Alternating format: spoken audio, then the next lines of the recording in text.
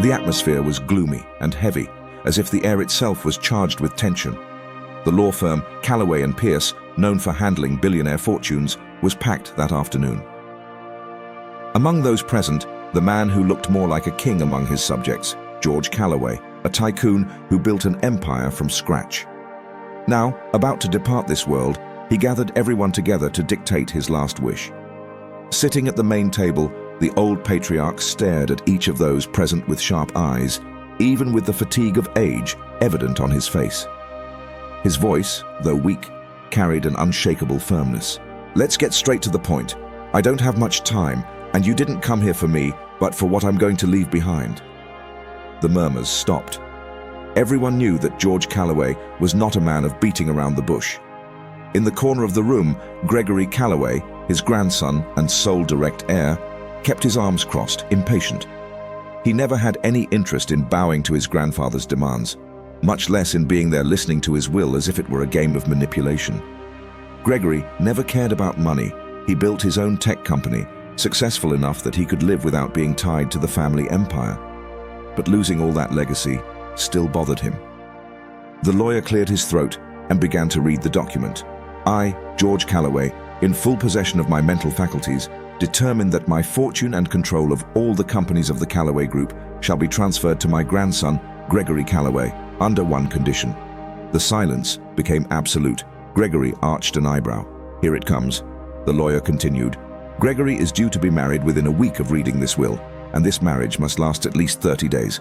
If he does not meet this condition, my entire fortune will be donated to charity." The impact of those words went through the room like a shockwave.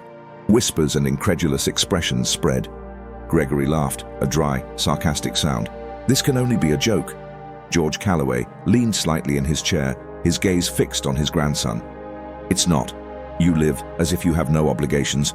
He never cared about his family. He never built anything worthwhile outside of his own interests. "It's time to prove that you can be a responsible man." Gregory felt a lump in his throat. He knew that his grandfather had always judged him as an inconsequential rebel, but that was too much. "That's ridiculous. Do you want to make me marry?" "Do." "I'm not forcing you to do anything." George smiled slightly. "You can refuse, but then everything I've built with so much effort goes to strangers." Gregory stood up abruptly. "This is a dirty game. Call it what you will." The old man shrugged. "But that's my last will." Gregory's eyes met the lawyer's. "Is that legal?" The man adjusted his glasses and replied calmly, "Yes, sir."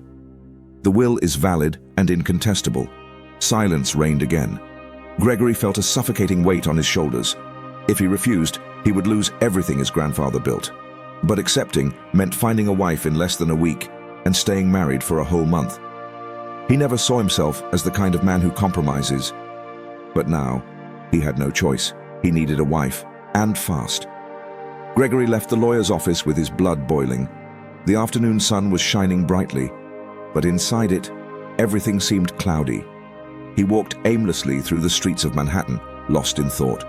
His grandfather was always manipulative, but that crossed any limits. Get married in a week? Staying married for a month? The idea was so absurd that he almost laughed to himself, but the truth was cruel. If he didn't, he would lose the Calloway empire. Gregory knew he couldn't choose just any woman. Ideally, someone would understand the situation, accept the deal without creating expectations, and most importantly, disappear at the end of the 30 days without complications. He needed someone who was also desperate for a deal. It was then that fate crossed her path with Olivia Munro. The bar around the corner in Soho wasn't his kind of place, but he walked in anyway. I wanted to drink something strong and perhaps think of a plan, but what he found was something much more interesting. Behind the counter, a young woman struggled to balance 3 trays at once, while a drunk customer complained that her beer wasn't cold enough. The waitress sighed, exhausted, but kept her composure. Gregory watched the scene with curiosity. Olivia Munro didn't seem like the kind of woman who let herself be shaken. With brown hair tied in an awkward bun and eyes that hid a storm of worries, she seemed to be carrying the weight of the world on her shoulders. He didn't know why, but something about her intrigued him. When Olivia turned around and saw Gregory standing there, sitting at the counter, she arched an eyebrow. Are you going to ask for something, or are you just here to face it? Gregory smiled sideways. It depends. Are you on the menu? She rolled her eyes. If you were, you wouldn't have the money to pay. His smile widened. Intelligent, director, maybe just what he needed.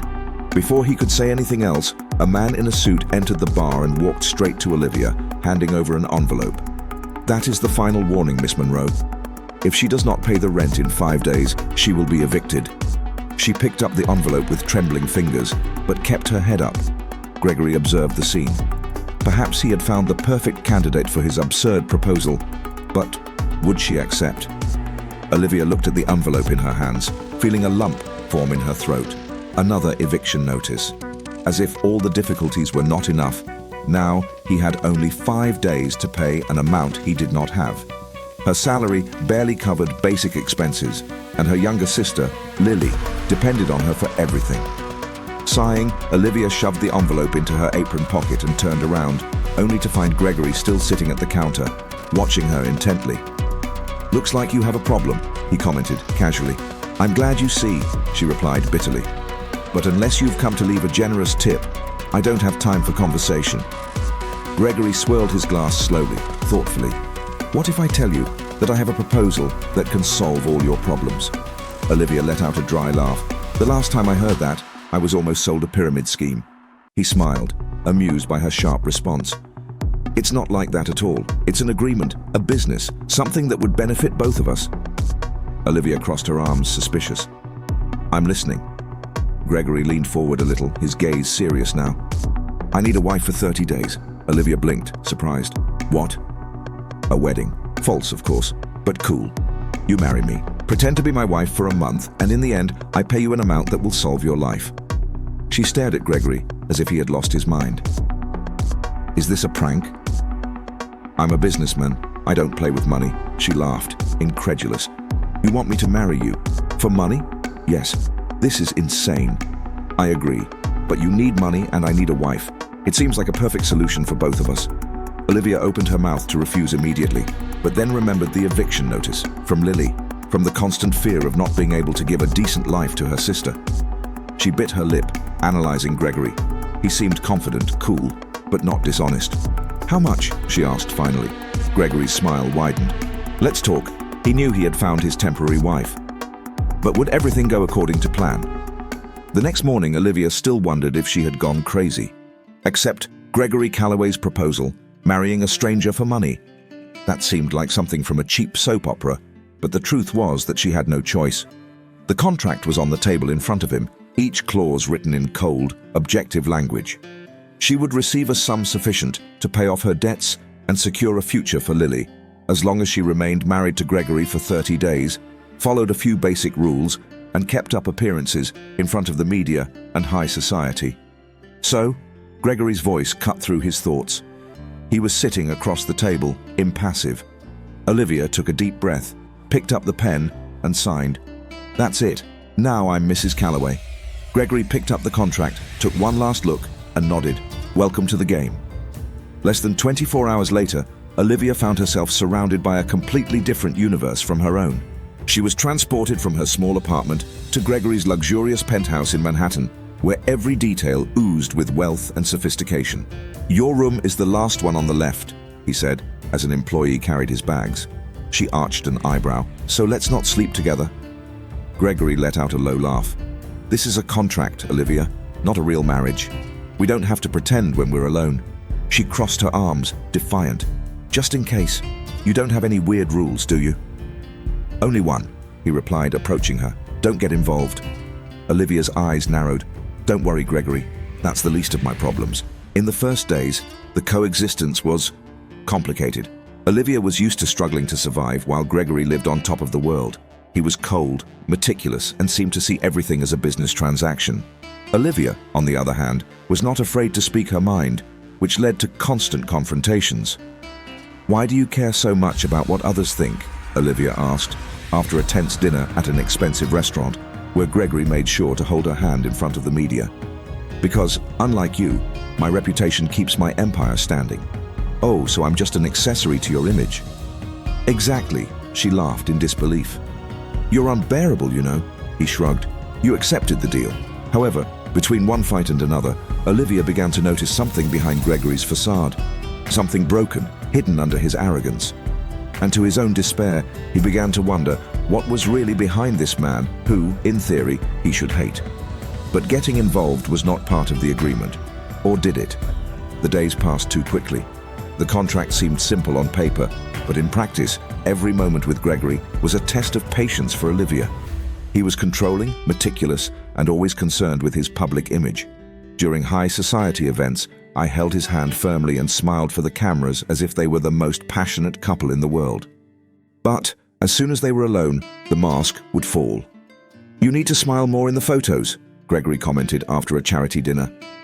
Olivia snorted, taking off her heels in a hurry. I was smiling. It seemed forced, maybe because it is. He sighed, running his hand through his hair. "Look, I just need you to pretend better." She crossed her arms.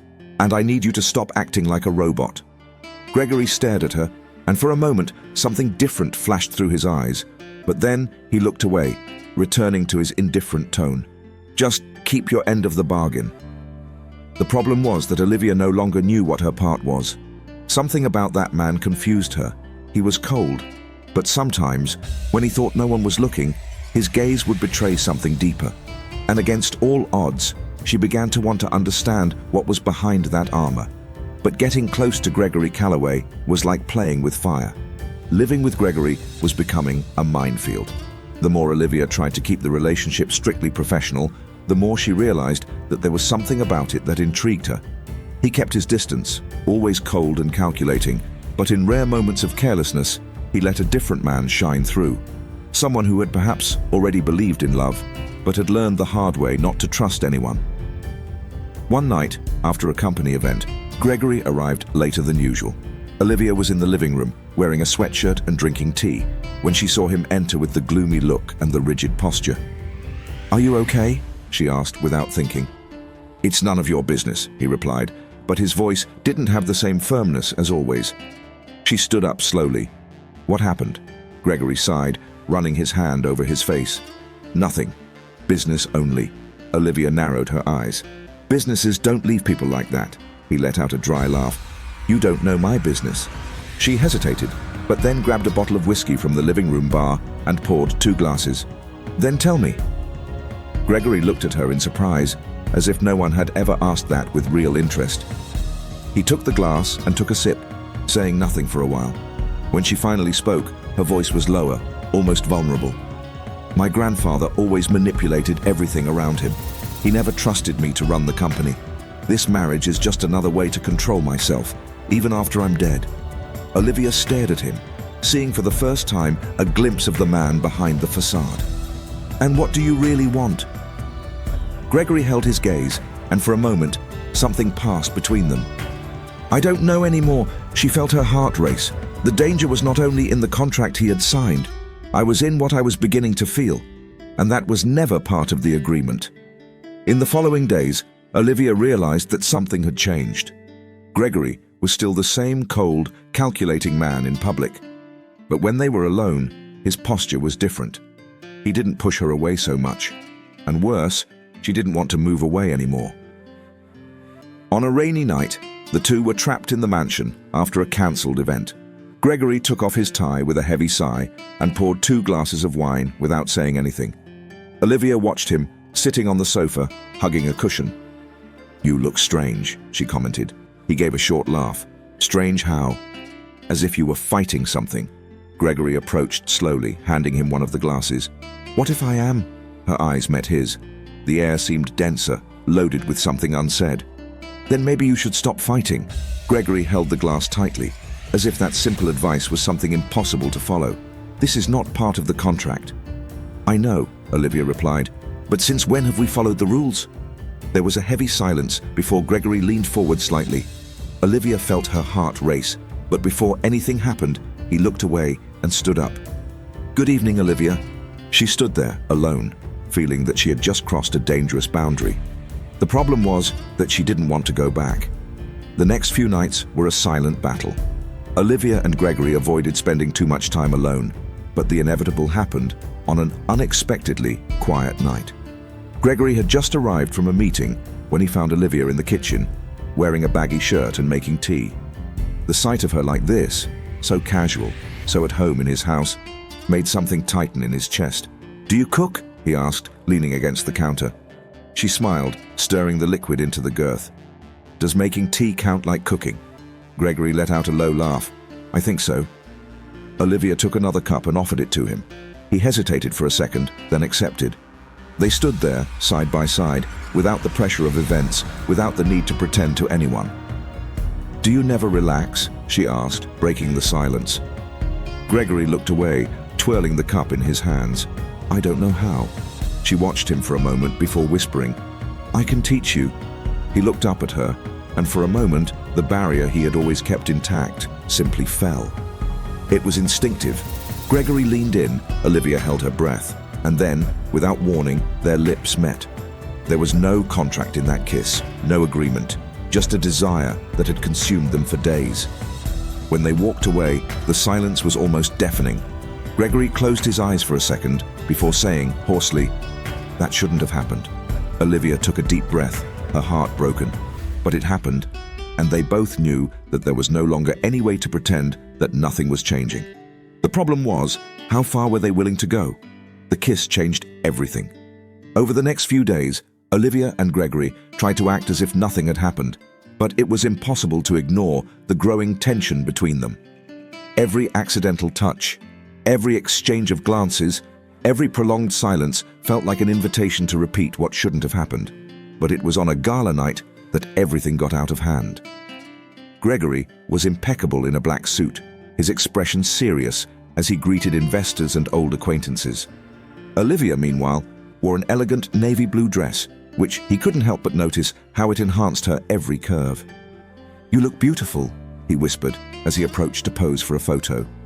She smiled, trying to hide the effect those words had on her. "You're not bad, either." The night ran its course until Gregory noticed a businessman trying to start a conversation with Olivia. He didn't know why it bothered him so much, but before he knew it, he was already next to her, putting his hand on her waist in a way too possessive to be just an act. "Honey, come with me," he said, not giving her time to respond. He took her to an empty balcony, away from prying eyes. "What was that?" Olivia asked, surprised.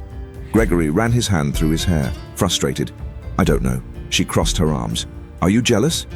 He laughed, nervously. "That doesn't make sense." "Not at all. But still, it's happening." There was a moment of silence. Then, without warning, Gregory pulled her close and kissed her again. This time, there was no hesitation. There were no excuses.